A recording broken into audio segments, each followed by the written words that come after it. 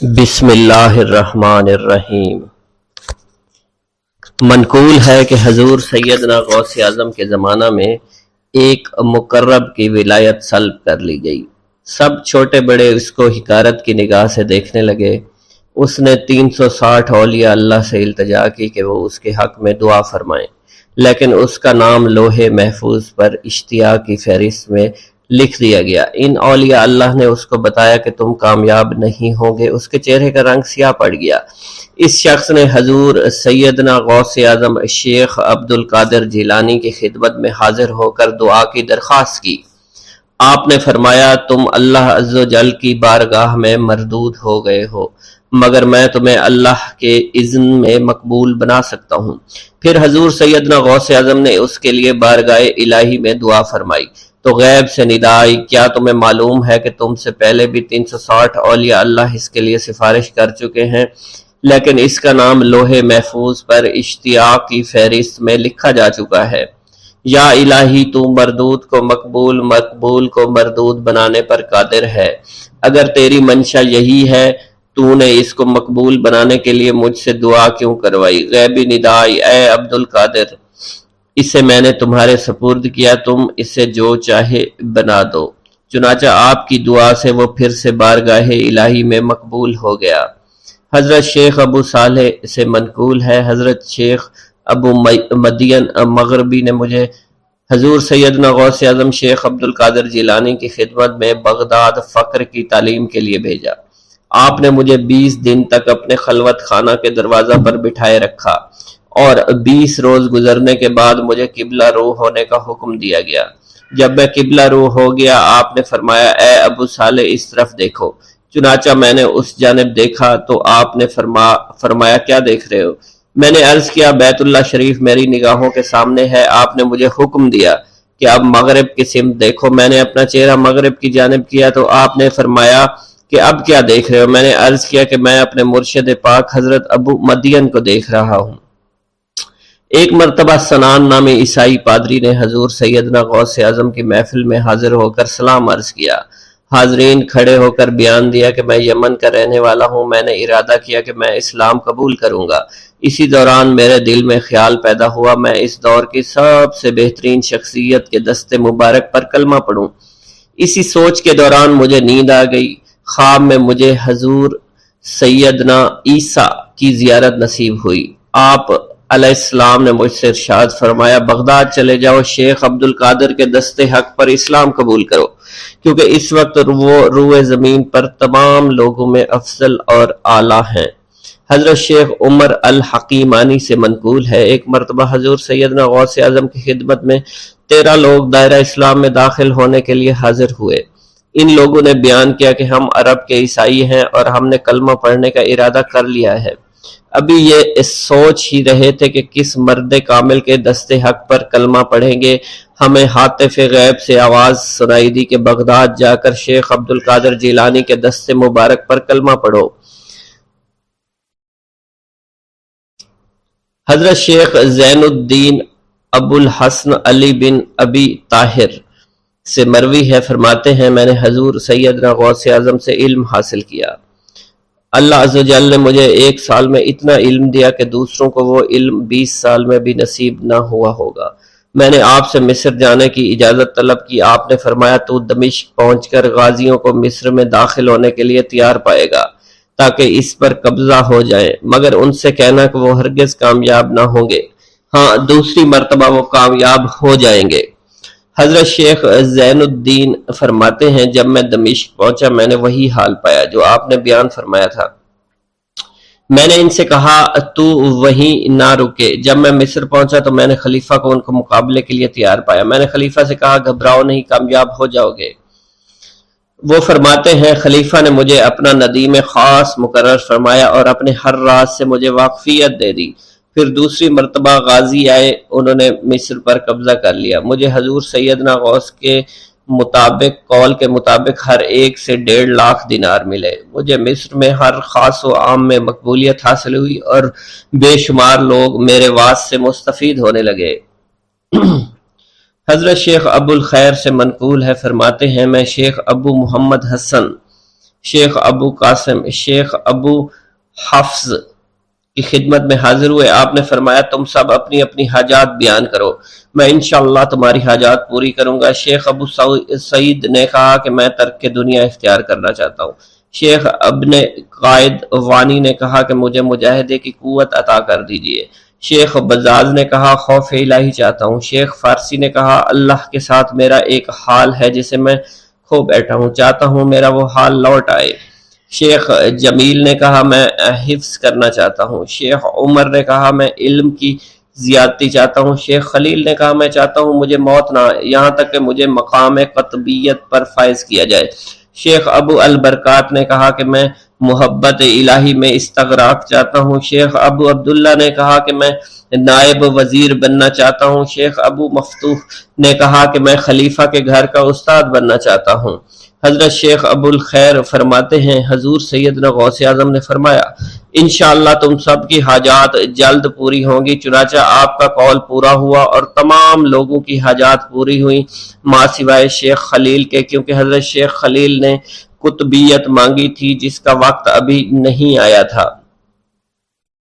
حضرت ابو السعد عبداللہ سے مروی ہے کہ میری کنواری بیٹی فاطمہ گھر کی چھت پر چڑھی تو اسے کوئی چیز اٹھا کر لے گئی۔ اس وقت میری بیٹی کی عمر 16 برس تھی۔ میں حضور سیدنا غوث اعظم شیخ عبد القادر جیلانی کی خدمت میں حاضر ہوا اور سارا ماجرا ان کے گوش گزار کر دیا۔ آپ نے فرمایا تم آج رات کو کرخ کے ویرانے میں جاؤ اور تل خمس 5واں ٹیلا کے پاس جا کر بیٹھ جاؤ اور اپنے ارد گرد دائرہ کھینچ لو۔ دائرہ کھینچتے وقت بسم اللہ علی نیت عبد القادر کے الفاظ پڑھنا۔ جب رات بڑھے گی جنوں کے گروہ مختلف شکلوں میں تیرے نزدیک سے گزریں گے، تم انہیں دیکھ کر خوف زدہ مت ہونا۔ جب صبح ہو جائے گی تو جنوں کا بادشاہ ایک جماعت کے ہمراہ گزرے گا، وہ تجھ سے تیری حاجت پوچھے گا، تو اسے بتانا عبد القادر نے بھیجا ہے اور میری حاجت یہ ہے۔ ابو سعید فرماتے ہیں میں نے حکم کی تعمیل کی، آپ کے فرمان کے مطابق ڈراؤنی شکلوں والے لوگ گزرے مگر دائرہ کے نزدیک کوئی نہ آ سکا، یہاں تک کہ صبح جنوں کا بادشاہ گھوڑے پر سوار ہو کر آیا، اس کے ساتھ ایک کثیر جماعت بھی تھی۔ اس نے مجھ سے کہا میری حاجت پوچھی، میں نے اسے حضور سیدنا غوث اعظم کا پیغام پہنچاتے ہوئے کہا اور اپنی حاجت بیان کی۔ میری بات سن کر وہ بادشاہ گھوڑے سے اترا، زمین کو بوسہ دیتے ہوئے دائرہ کے کنارے بیٹھ گیا۔ بادشاہ کے بیٹھتے ہوئی جماعت بھی بیٹھ گئی۔ پھر بادشاہ نے اپنی جماعت کے کچھ لوگوں کو حکم دیا جاؤ جس نے یہ کام کیا ہے اسے میرے پاس لے کر آؤ۔ چنانچہ وہ لوگ ایک سرکش جن کو پکڑ لائے جس کے ساتھ میری بیٹی بھی تھی۔ جنوں کے بادشاہ سے کہا گیا کہ یہ ملک چین کے سرکش جنوں میں سے ہے۔ بادشاہ نے اس جن کو مخاطب کرتے ہوئے کہا کہ تمہیں قطب وقت کے قدموں کے نیچے سے لڑکی اٹھانے کی جرت کیوں کر پیش ہوئی؟ اس سرکش جن نے کہا کہ میں اس لڑکی پر عاشق ہو گیا تھا۔ بادشاہ جن نے اس سرکش جن کو سر قلم کرنے کا حکم دیا اور میری بیٹی مجھے واپس لوٹا دی۔ میں نے بادشاہ جن سے کہا کہ تم نے حضور سیدنا غوث اعظم کا حکم بجا لانے میں کوئی کسر نہ چھوڑی۔ بادشاہ جن نے کہا کہ وہ گھر بیٹھے ہم جیسے سرکشوں کو دیکھ لیتے ہیں، خواہ کتنی ہی دور کیوں نہ بیٹھے ہوں۔ جب اللہ عز و جل کوئی کتب مقرر کرتا ہے تو اسے جن و انس پر قدرت عطا فرما دیتا ہے۔ تفریح الخاطر میں منقول ہے حضور سیدنا غوث اعظم کے وصال کے بعد ایک شخص جو کہ عرصہ دراز سے مرشد کامل کی تلاش میں تھا اور وہ آپ کا شورا سننے کے بعد آپ کی خدمت میں بغداد شریف پہنچا۔ جب اس شخص کو معلوم ہوا کہ آپ وصال فرما گئے ہیں تو وہ آپ کی قبر مبارک پر حاضر ہوا اور آداب زیارت بجا لایا۔ آپ اپنی قبر مبارک سے باہر تشریف لائے، اس کا ہاتھ پکڑ کر اسے سلسلہ عالیہ قادریہ میں بیعت فرما دیا اور اس کی جانب خصوصی توجہ فرمائی۔ حضرت ابو بکر ارکیمی فرماتے ہیں میں ابتدائی عمر میں شتر بانی کا کام کیا کرتا تھا۔ ایک مرتبہ مجھے ایک شخص کے ساتھ حج کرنے کا اتفاق ہوا۔ اس شخص کو یہ خطرہ لاحق ہوا کہ وہ عنقریب مر جائے گا۔ اس نے مجھے ایک چادر اور 10 دینار دیے اور فرمایا یہ میری امانت، تم بغداد شریف واپس جا کر حضور سیدنا غوث اعظم شیخ عبد القادر جیلانی رحمۃ اللہ علیہ کی خدمت میں پیش کر دینا۔ حضرت ابو بکر الکیمی فرماتے ہیں کہ میں اس وصیت کے کچھ دنوں بعد اس شخص کا انتقال ہو گیا۔ میں جب بغداد شریف تشریف لایا تو لالچ میں پھنس گیا۔ میرے دل میں خیال آیا ان چیزوں کے متعلق کسی کو کچھ علم نہیں ہے، چنانچہ میں نے وہ چادر اور 10 دینار اپنے پاس رکھ لیے۔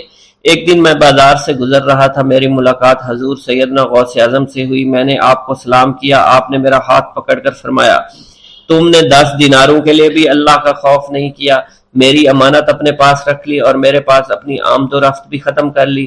حضرت ابو بکر ارقیمی فرماتے ہیں کہ حضور سیدنا غوث اعظم کی بات سن کر مجھ پر غشی طاری ہو گئی، اور جب مجھے ہوش آیا میں نے وہ چادر اور 10 دینار لا کر آپ کی خدمت میں پیش کیے اور معافی کا خواستگار ہوا۔ واللہ عالم۔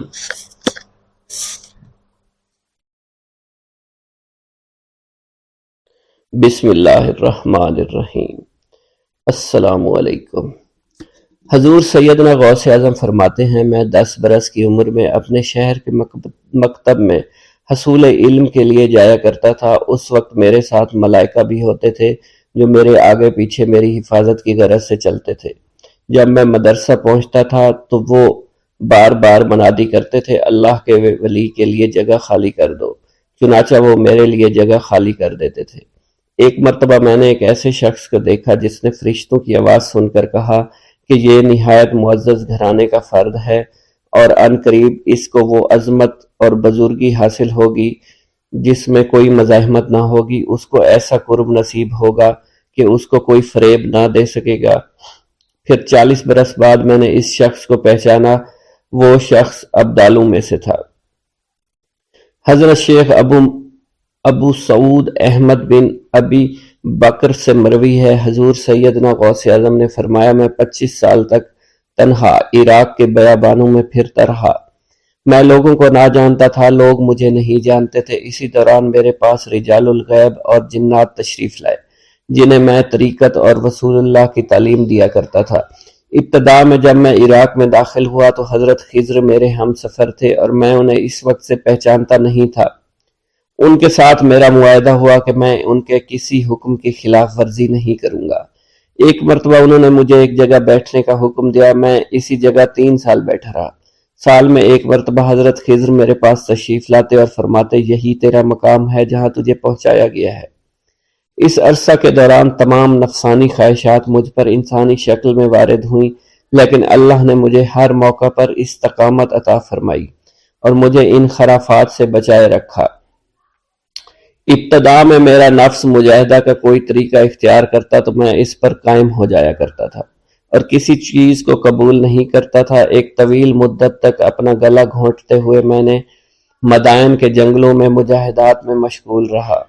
حضور سیدنا غوث اعظم فرماتے ہیں، میں نے اپنے نفس کو مختلف مجاہدوں اور ریاستوں اور مشقتوں میں ڈالے رکھا۔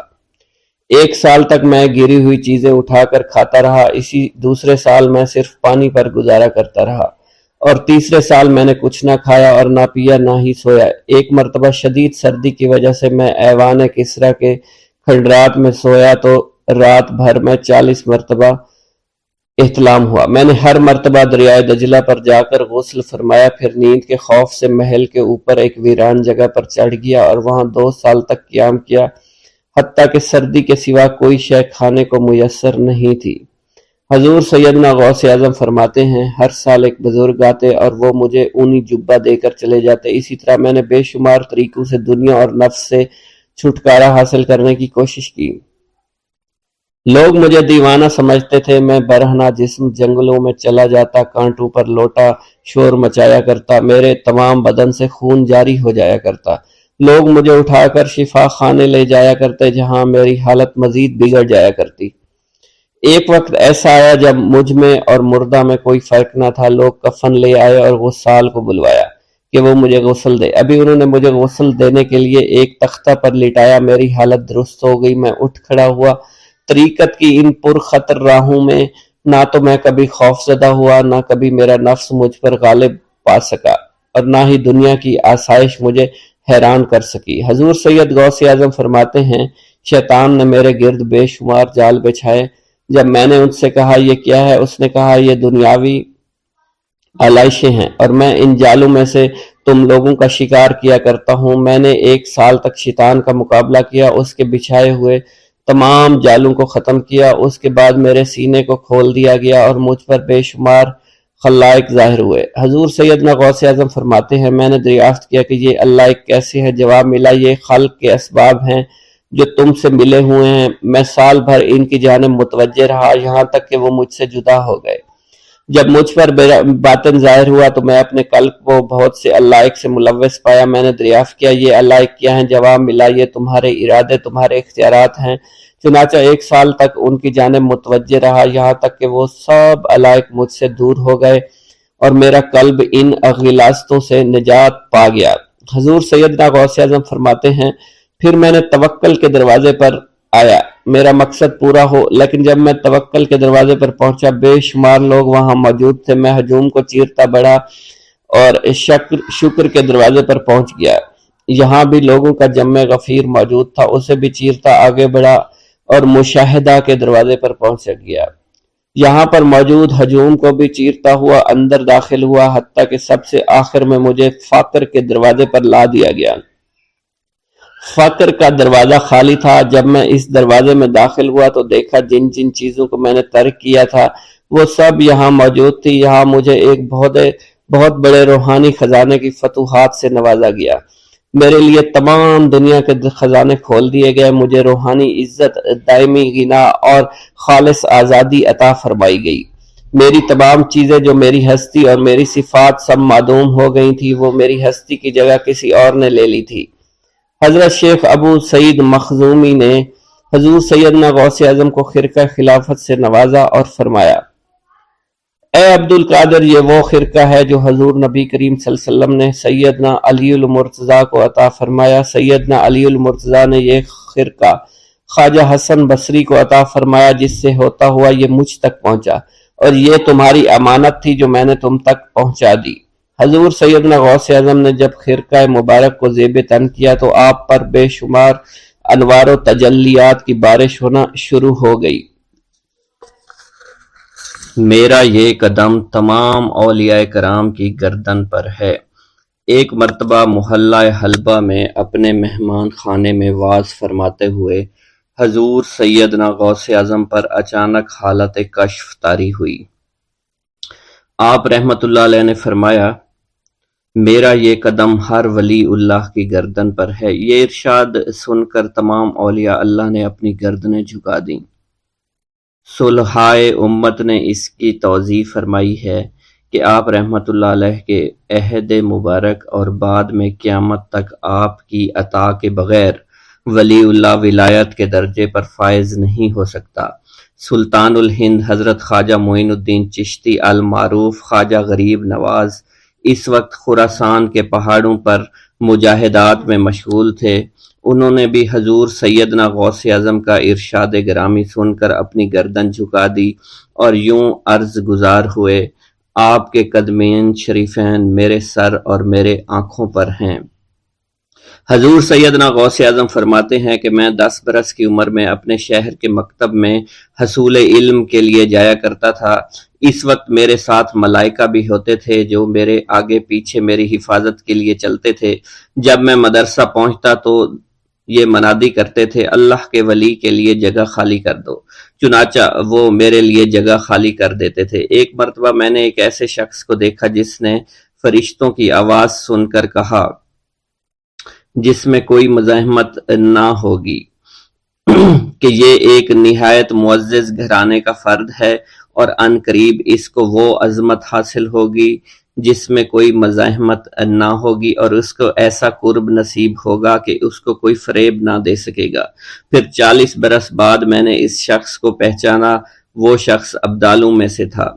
حضرت شیخ ابو سعود احمد بن بکر حریمی سے مروی ہے کہ حضور سیدنا غوث اعظم نے فرمایا کہ میں 55 سال تک تنہا عراق کے بیابانوں میں پھرتا رہا، میں لوگوں کو نہ جانتا، لوگ مجھے نہ جانتے۔ اسی دوران میرے پاس رجال الغیب اور جنات تشریف لاتے جنہیں میں طریقت اور اصول کی تعلیم دیتا تھا۔ ابتدا میں جب میں عراق میں داخل ہوا تو حضرت خضر میرے ہم سفر بنے اور بعد میں اس وقت ان کو پہچانتا نہ تھا اور اس کے ساتھ میرا معاہدہ ہوا کہ میں ان کے کسی حکم کی خلاف ورزی نہیں کروں گا۔ ایک مرتبہ انہوں نے مجھے ایک جگہ بیٹھنے کا حکم دیا اور میں اس جگہ 3 سال تک بیٹھا رہا۔ سال میں ایک مرتبہ حضرت خضر میرے پاس تشریف لاتے، فرماتے کہ یہی تیرا مقام ہے جہاں تجھے پہنچایا گیا ہے۔ اس عرصہ کے دوران تمام نفسانی خواہشات مجھ پر انسانی شکل میں وارد ہوئیں، لیکن اللہ عز و جل نے مجھے ہر موقع پر استقامت عطا فرمائی اور مجھے ان خرافات سے بچائے رکھا۔ ابتدا میں میرا نفس مجاہدہ کا کوئی طریقہ اختیار کرتا تو میں اس پر قائم ہو جاتا اور کسی چیز کو قبول نہ کرتا تھا۔ ایک طویل مدت تک اپنا گلا گھونٹتے ہوئے میں مدائن کے جنگلوں میں مجاہدات میں مشغول رہا۔ حضور سیدنا غوث اعظم فرماتے ہیں کہ میں نے اپنے نفس کو مختلف مجاہدوں، مختلف ریاضتوں اور مختلف مشقتوں میں ڈالے رکھا۔ 1 سال تک میں گری ہوئی چیزیں اٹھا کر کھاتا رہا، دوسرے سال پانی پر گزارا کیا اور تیسرے سال نہ میں نے کچھ کھایا، نہ پیا اور نہ ہی سویا۔ ایک مرتبہ شدید سردی کی وجہ سے میں ایوان کسریٰ کے کھنڈرات میں سویا تو رات بھر میں 40 مرتبہ طبیعت خراب ہوئی۔ حضور سیدنا غوث اعظم فرماتے ہیں ہر سال ایک بزرگ آتے اور وہ مجھے جبہ دے کر چلے جاتے۔ اسی طرح میں نے بے شمار طریقوں سے دنیا اور نفس سے چھٹکارا پانے کی کوشش کی۔ لوگ مجھے دیوانہ سمجھتے تھے۔ میں برہنہ جسم جنگلوں میں چلا جاتا اور کانٹوں پر لوٹتا شور مچاتا تھا۔ میرا تمام بدن سے خون جاری ہو جایا کرتا تھا اور لوگ مجھے اٹھا کر شفا خانے لے جایا کرتے، جہاں میری حالت مزید بگڑ جاتی۔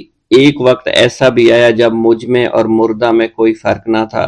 لوگ کفن لے کر آئے، غسال کو بلوایا کہ وہ مجھے غسل دے دیں۔ ابھی انہوں نے مجھے غسل دینے کے لیے تختہ پر ڈالا ہی تھا کہ میری حالت درست ہو گئی۔ میں اٹھ کھڑا ہوا۔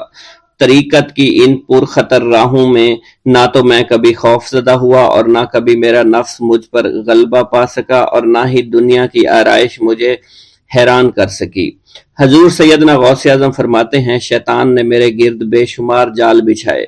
جب میں نے اس سے کہا کہ یہ کیا ہے تو اس نے کہا یہ دنیاوی چیزیں ہیں اور میں ان جالوں سے تم جیسوں کو شکار کرتا ہوں۔ میں نے 1 سال تک شیطان کا مقابلہ کیا، اس کے بچھائے ہوئے تمام جالوں کو ختم کر دیا۔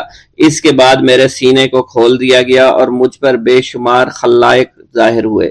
حضور سیدنا غوث اعظم فرماتے ہیں میں نے دریافت کیا کہ یہ علائق کیسے ہیں؟ جواب ملا کہ یہ خلق کے اسباب ہیں جو تم سے ملے ہوئے ہیں۔ میں سال بھر ان کی جانب متوجہ رہا، یہاں تک کہ وہ مجھ سے جدا ہو گئے۔ جب مجھ پر میرا باطن ظاہر کیا گیا تو میں نے اپنے قلب کو بہت سے علائق سے ملوث پایا۔ میں نے دریافت کیا کہ یہ علائق کیا ہیں؟ جواب ملا یہ تمہارے ارادے، تمہارے اختیارات ہیں۔ چنانچہ 1 سال تک ان کی جانب متوجہ رہا کہ وہ مجھ سے دور ہو گئے۔ میرا قلب ان تمام غلاظتوں سے نجات پا گیا۔ پھر مجھ پر میرے نفس کو ظاہر کیا گیا، میں نے اس کا مشاہدہ کیا، مجھے معلوم ہوا اس کے ساتھ کچھ امراض اور بھی ہیں اور نفس کی خواہشات زندہ ہیں، نفس کا شیطان سرکش ہے۔ چنانچہ میں نے سال بھر پھر توجہ دلائی اور میرے نفس کے تمام امراض سرے سے ہی ختم ہو گئے اور اس کے شیطان نے کلمہ پڑھ لیا اور پھر میرے تمام امور اللہ کے لیے ہو گئے اور میں اپنی ہستی سے باہر نکل آیا۔ حضور سیدنا غوث اعظم فرماتے ہیں پھر میں توکل کے دروازے پر آیا تاکہ میرا مقصد پورا ہو، لیکن جب میں نے توکل کے دروازے پر پہنچا تو بے شمار لوگ موجود تھے۔ میں اس ہجوم کو چیرتا ہوا آگے بڑھا اور شکر کے دروازے پر پہنچ گیا، یہاں پر بھی لوگوں کا جمع غفیر موجود تھا، اسے بھی چیرتا ہوا آگے بڑھا اور مشاہدہ کے دروازے پر پہنچ گیا اور یہاں پر موجود ہجوم کو چیرتا ہوا اندر داخل ہوا، حتیٰ کہ سب سے آخر میں مجھے فقر کے دروازے پر لایا گیا۔ فقر کا دروازہ خالی تھا۔ جب اس دروازہ میں داخل ہوا تو دیکھا جن جن چیزوں کو میں نے ترک کیا تھا وہ سب یہاں موجود تھیں۔ یہاں مجھے ایک بہت بڑے روحانی خزانے کی فتوحات سے نوازا گیا اور میرے لیے تمام دنیا کے خزانے کھول دیے گئے۔ مجھے روحانی عزت، دائمی فنا اور خالص آزادی عطا فرمائی گئی۔ میری تمام چیزیں جو میری ہستی اور میری صفات سب معدوم ہو گئیں اور میری ہستی کی جگہ کسی اور نے لے لی۔ حضرت شیخ ابو سعید مخزومی نے حضور سیدنا غوث اعظم کو خرقہ خلافت سے نوازا اور فرمایا اے عبد القادر، یہ وہ خرقہ ہے جو حضور نبی کریم صلی اللہ علیہ وسلم نے حضرت سیدنا علی المرتضیٰ کو عطا فرمایا، اور حضرت سیدنا علی المرتضیٰ نے یہ خرقہ حضرت خواجہ حسن بصری کو عطا فرمایا تھا، جس سے ہوتا ہوا یہ خرقہ مجھ تک پہنچا، اور یہ تمہاری امانت تھی جو میں نے تم تک آج پہنچا دی ہے۔ حضور سیدنا غوث اعظم نے جب خرقہ مبارک کو زیب تن کیا تو آپ پر بے شمار انوار و تجلیات کی بارش ہونا شروع ہو گئی۔ حضور سیدنا غوث اعظم نے حضرت شیخ ابو سعید مخزومی کے مدرسہ میں تدریسی فرائض سر انجام دینا شروع کر دیے۔ آپ کے لیے فی الحال تدریسی مصروفیات کے علاوہ کوئی کام نہ تھا۔ آپ کی شبانہ روز کی محنت سے آپ کے نام کا شہرہ کچھ ہی دنوں میں سارے بغداد میں پھیل گیا۔ طلبہ دور دراز کے علاقوں سے علم کے حصول کے لیے آنے لگے۔ طلبہ کی تعداد جب مزید بڑھنا شروع ہو گئی تو ارد گرد کے کئی مکانات کو خرید کر مدرسہ میں داخل کر لیا گیا۔ کتب سیر میں منقول ہے کہ 528 ہجری میں آپ مدرسہ نظامیہ کی وسیع عمارت تعمیر فرما چکے تھے۔ اس مدرسہ کی تعمیر میں آپ نے بحیثیت مزدور بھی حصہ لیا تھا۔ حضرت شیخ ابو الخشاب سے مروی ہے کہ میں جوانی میں جب علم نحو پڑھ رہا تھا تو لوگوں نے مجھے حضور سیدنا غوث اعظم کے پاس جانے کا مشورہ دیا اور اس کی وجہ سے مجھے بھی اشتیاق ہوا کہ میں آپ کا واز سنوں۔ ایک مرتبہ کچھ لوگوں کے ہمراہ آپ کی مجلس میں دوستوں کے ہمراہ حاضر ہوا۔ آپ نے میری جانب توجہ کرتے ہوئے فرمایا، ہماری صحبت اختیار کر لو۔ چنانچہ میں نے آپ کے فرمان کے مطابق آپ کی صحبت کو اختیار کر لیا۔ آپ نے مجھے علم نحو کے علاوہ علوم عقلیہ اور تقلد حاصل کیے جس سے مجھے کوئی واقفیت پہلے نہیں تھی۔ 1 سال کے عرصہ میں آپ کی نظر کرم سے میں نے وہ علوم حاصل کر لیے جو گزشتہ اتنی عمر گزارنے کے باوجود بھی مجھے حاصل نہیں ہوئے تھے۔ منقول ہے حضرت شیخ بقا بن بطو، شیخ علی بن ہیتی اور شیخ کیلوی جب حضور سیدنا غوث اعظم کے مدرسہ میں آتے تو جھاڑو دیا کرتے تھے اور چھڑکاؤ کرتے تھے، لیکن آپ کی اجازت کے بغیر کبھی اندر داخل نہ ہوتے تھے۔ اجازت ملنے کے بعد آپ حضرات اندر داخل ہوتے اور اجازت ملنے پر ہی بیٹھتے تھے۔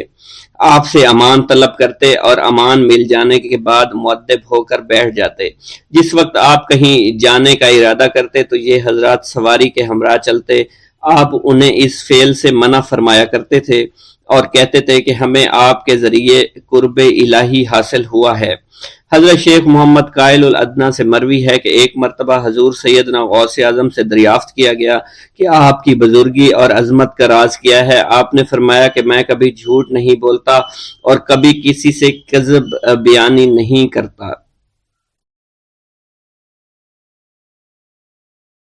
کہ والد بزرگوار اپنے واز کے دوران الحمدللہ رب العالمین کہہ کر خاموش ہو جاتے اور دوبارہ کہہ کر سکوت فرماتے تھے اور تیسری مرتبہ کہنے کے بعد کچھ دیر توقف فرماتے، اور آپ کی محفل میں تمام اولیاء حاضر و ناظر اور خاموش ہو جایا کرتے تھے۔ پھر آپ کی محفل میں اولیاء ملائکہ ایک کثیر تعداد میں آ جاتے جو محفل کے بعد نظر نہیں آیا کرتے تھے۔ آپ اپنے خطاب کو یوں شروع فرماتے، تمام تعریفیں اللہ کے لیے ہیں، اس کی مخلوق کی تعداد اس کے عرش کے وزن کے مطابق اور بے حد تعریفیں جس سے اس کی ذات راضی ہو جائے، اس کے کلمات کی روشنی کے مطابق، اس کے علم کے مطابق، اس کی مرضی اور منشا کے مطابق اور اس کی مخلوق کے مطابق جسے اس نے پیدا کیا، وہی عالم الغیب ہے، رحمان و رحیم ہے۔ میں گواہی دیتا ہوں اس کے سوا کوئی عبادت کے لائق ہی نہیں ہے، اور تمام کائنات اس کی تخلیق ہیں، تمام تعریفیں اسی کے لیے ہیں۔ وہ زندہ ہے، ہمیشہ زندہ رہے گا، اسے موت نہیں آتی بلکہ وہ مارتا ہے، تمام بھلائیاں اسی کے لیے ہیں، اور واحد ہے، یکتا ہے، کوئی شریک نہیں ہے، کوئی وزیر نہیں ہے۔ اس نے نہ کسی کو جنا ہے اور نہ ہی اسے کسی نے جنا ہے، وہ بلند و بالا ہے، اس جیسا کوئی نہیں۔ میں اس کی گواہی دیتا ہوں حضور نبی کریم صلی اللہ علیہ وآلہ وسلم اللہ کے رسول، اللہ کے پیغمبر ہیں، وہ تمام مخلوقات سے افضل ہیں۔ اللہ عز و جل نے ان کی ہدایت دے کر ان کو بھیجا تاکہ وہ دین اسلام کو تمام ادیان پر بلند کریں، خواہ مشرکین اس کو برا سمجھیں۔ اللہ راضی ہو خلیفہ اول حضرت سیدنا ابو بکر صدیق سے، جن کی تائید حق کے ساتھ تھی، جن کو حضور نبی کریم نے عقیق کا لقب دیا، جو پاک تھے، پاکیزہ نسل سے تعلق رکھتے تھے، جنہوں نے ہر موقع پر حضور نبی کریم صلی اللہ علیہ وسلم کی حمایت کی اور ان کی تصدیق فرمائی، اور اب بھی نبی کریم کے ہمراہ ابدی آرام فرما رہے ہیں۔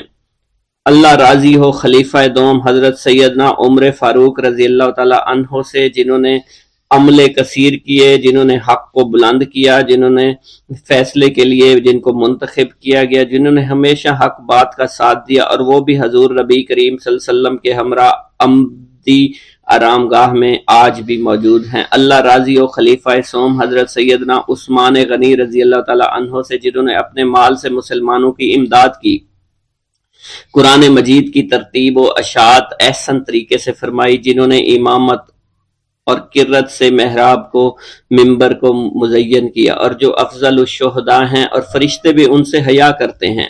اللہ راضی ہو خلیفہ چہارم حضرت سیدنا علی المرتضیٰ سے، جو شجاعت و جواں مردی میں بے مثل ہیں، حضور نبی کریم صلی اللہ علیہ وسلم کے چچا زاد بھائی اور داماد ہیں۔ آپ دین اسلام کے امام و عالم ہیں، اور جن کے لیے حضور نبی کریم صلی اللہ علیہ وسلم نے فرمایا کہ میں تم پر فدا ہو جاؤں۔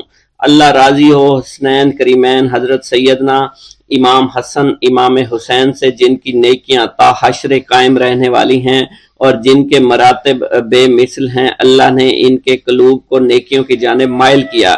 اے اللہ تو ہمارے رازوں اور دلی کیفیات سے واقف ہے، ہمیں ہر عمل کرنے اور برائی سے بچنے کی توفیق عطا فرما، اور ہمیں گناہوں کی لذت سے بچا، ہمیں اپنے ما سوا سے محفوظ رکھ اور اپنی مشغولیت عطا فرما۔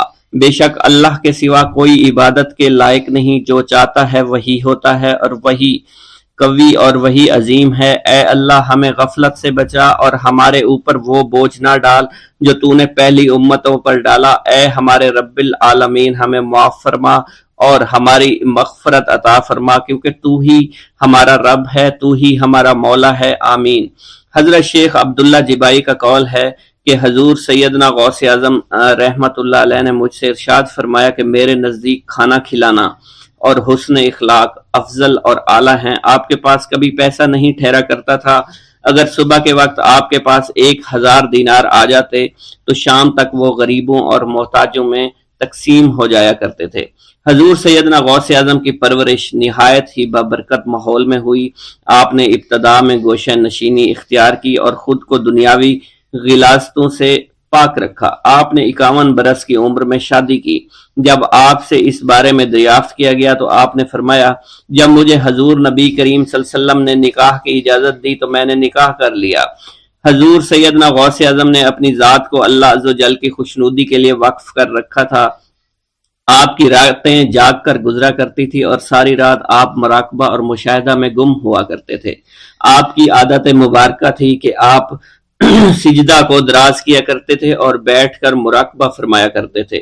اسی دوران آپ کا جسم مبارک نورانی شعاؤں کے زیر اثر ہوتا اور کئی مرتبہ آپ نورانی شعاؤں میں غائب ہو جایا کرتے تھے۔ حضرت شیخ ابو عبداللہ بن حسنین بن ابی الفضل فرماتے ہیں کہ حضور سیدنا غوث اعظم کے بعض دہقانی مریدین ہر سال آپ کے لیے گیہوں بوتے تھے اور جائز طریقہ سے اسے پالتے تھے۔ پھر آپ کے بعض مریدین اسے پیستے اور آپ کے لیے ہر روز 4-5 روٹیاں پکاتے اور شام کو آپ کے پاس روٹیاں لے کر آیا کرتے تھے۔ آپ حاضرین میں ایک ایک ٹکڑا تقسیم کر دیتے اور جو بچ جاتا وہ اپنے لیے رکھ لیا کرتے تھے۔ حضرت شیخ خضر حسنی سے منقول ہے، حضور سیدنا غوث اعظم ایک شکستہ دل فقیر کو دیکھا۔ آپ نے اس سے اس کی کیفیت کے متعلق دریافت کیا تو اس نے کہا کہ میں آج دریا کے کنارے گیا اور ملاح سے کہا مجھے دریا کے پار لے جائے۔ اس نے انکار کر دیا۔ میں اپنے اس افلاس کے سبب پریشان اور شکستہ دل ہوں۔ ابھی اس فقیر کا کلام جاری تھا کہ ایک شخص آپ کی خدمت میں حاضر ہوا اور 30 دینار آپ کی خدمت میں پیش کیے۔ آپ نے وہ دینار اس فقیر کو دے دیے اور فرمایا کہ اس ملاح سے کہنا کہ کسی فقیر کا سوال رد نہ کیا کرے۔ حضرت شیخ معمر ابو المظفر فرماتے ہیں، میں نے حضور سیدنا غوث اعظم سے زیادہ کسی کو درگزر فرمانے والا آج تک نہیں دیکھا۔ آپ کی عطا کا یہ علم تھا، ایک محفل میں 400 لوگوں کو ولایت کے مقام اعلیٰ تک پہنچا دیا کرتے تھے، بھوکوں کو کھانا کھلانا، بیواؤں کی حاجت روائی کرنا۔ آپ کا معمول تھا جب کسی بیمار کے متعلق سنتے تو فوراً اس کی عیادت کے لیے تشریف لے جایا کرتے تھے۔ فقراء کو آپ رحمت اللہ علیہ کے در سے بغیر سوال کیے عطا ہو جایا کرتا تھا۔ حضور سیدنا غوث اعظم نے فرمایا کہ مخلوق سے کنارہ کشی سے پہلے علم حاصل کرو، کیونکہ جو شخص علم کے بغیر عبادت کرتا ہے وہ اصلاح سے زیادہ فساد میں مبتلا ہو جاتا ہے۔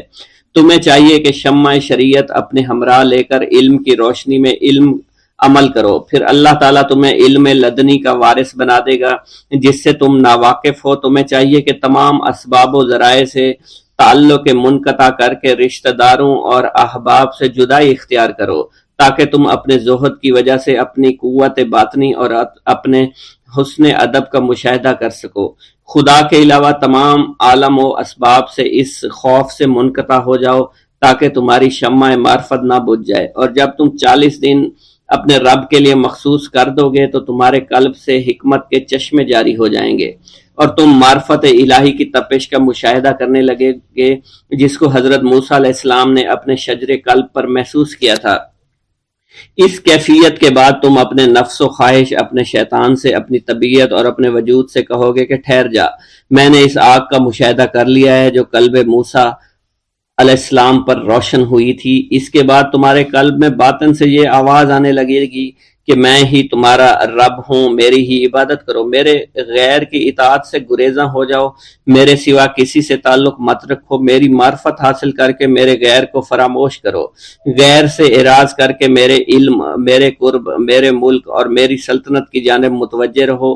جب تمہیں بقا الہی حاصل ہو جائے تو تمہاری زبان پر اندہ جاری ہو جائے گا اور تمام حجابات رفع ہو کر قلب سے کدورت زائل ہو جائے گی اور نفس کو مکمل سکون حاصل ہو جائے گا۔